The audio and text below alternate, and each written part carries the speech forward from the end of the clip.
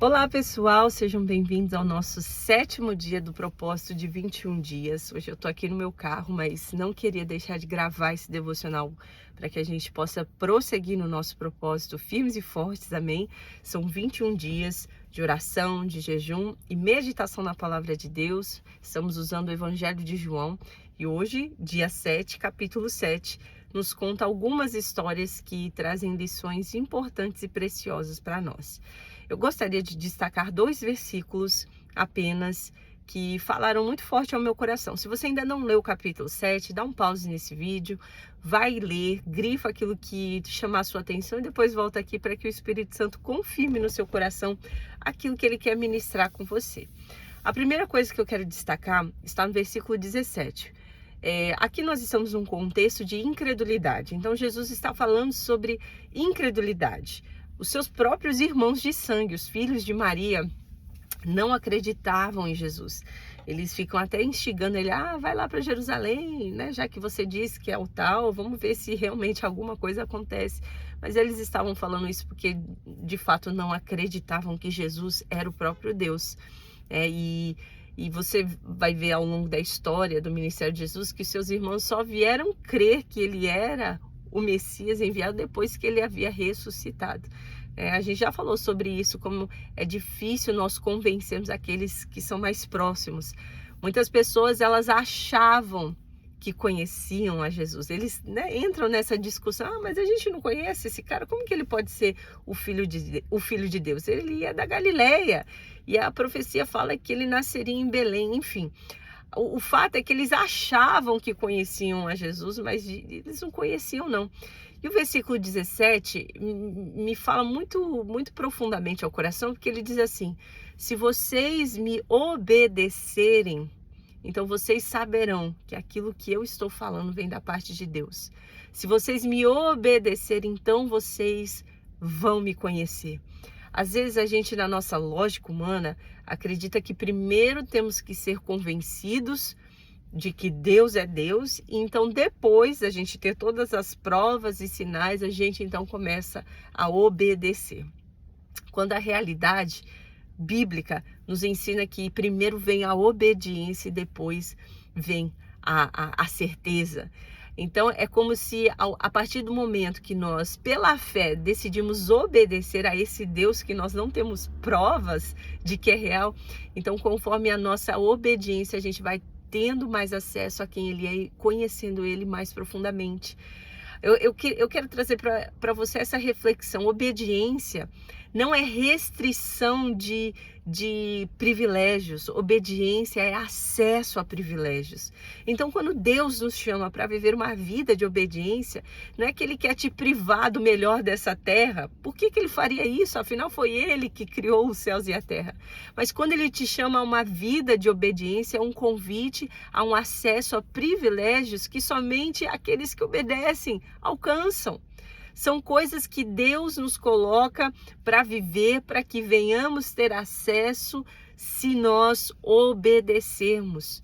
Não é privação de privilégio, entenda isso em nome de Jesus. Quando você se posiciona pela fé em obedecer a Deus, mesmo não entendendo, mesmo não tendo tudo explicadinho, você terá acesso a coisas que jamais teria se não fosse a sua atitude de fé de se submeter a esse Deus Todo-Poderoso. Portanto, se lembre disso. Obediência é acesso a privilégio. É Deus te chamando para viver coisas que aqueles que decidem viver em rebeldia jamais terão acesso. Você se torna filho. A Bíblia também fala sobre o amor. O amor, como que você prova que ama a Deus? Através da obediência. Não é através de palavras, não é através de discursos vazios, não é através de religiosidade, de hipocrisia, sabe? Por fora parece que é alguma coisa e por dentro está tudo estragado. Não. Se você me ama, você obedece os meus mandamentos. É isso que a Bíblia nos ensina. Então a obediência nos dá esse lugar, de privilégio, de acesso ao coração de Deus. E quanto mais você se posiciona em obediência a Deus, mais você vai ter a chance de conhecê-lo profundamente. Então aqui você não vê para crer, você crê para ver. Essa é a matemática de Jesus. Nós precisamos dar passos de fé. Essa é a maneira como Deus escolheu que nós o alcançaremos, não através das nossas obras, não através do nosso intelecto, mas através da nossa fé. E o que é fé? É confiar.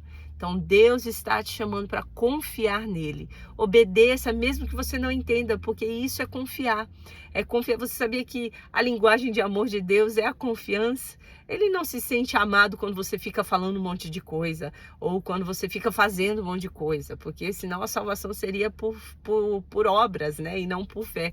Ele se sente amado quando você decide confiar nele, mesmo quando as circunstâncias estão, né, todas bagunçadas. O Senhor está nos chamando para um lugar, né, de confiança. E eu creio que esse versículo 17 fala muito sobre isso. Aqueles que me obedecem, eles sabem, eles acessam lugares que outros não podem acessar. Então, é um privilégio que eu e você estejamos aqui nesse propósito, porque se nós nos dispusermos a fazer isso, a ler a Bíblia, é porque de alguma forma nós estamos declarando no mundo espiritual que nós cremos, mesmo sem ter todas as respostas, que nós nos submetemos a obedecer a Ele mesmo diante de muita confusão, né, no nosso dia a dia, nas nossas circunstâncias. E isso é algo especial, e eu tenho certeza que ao final desse propósito, o Senhor ele vai ter se revelado a você de uma forma sobrenatural. Aqueles que buscam, encontram. Aqueles que batem a porta se abre. Aqueles que procuram, acham. Então, se você tem procurado a Deus, pode ter certeza que Ele se fará, né? Ele se fará presente.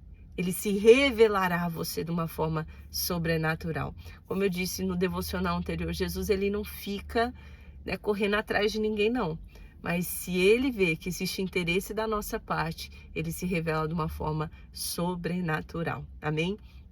E eu termino citando o versículo 30 também, que fala que Jesus não havia sido preso porque não havia chegado a sua hora.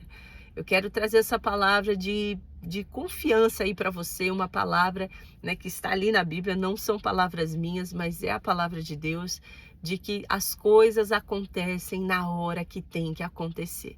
Uma palavra de conforto, talvez para você que está ansioso com alguma coisa.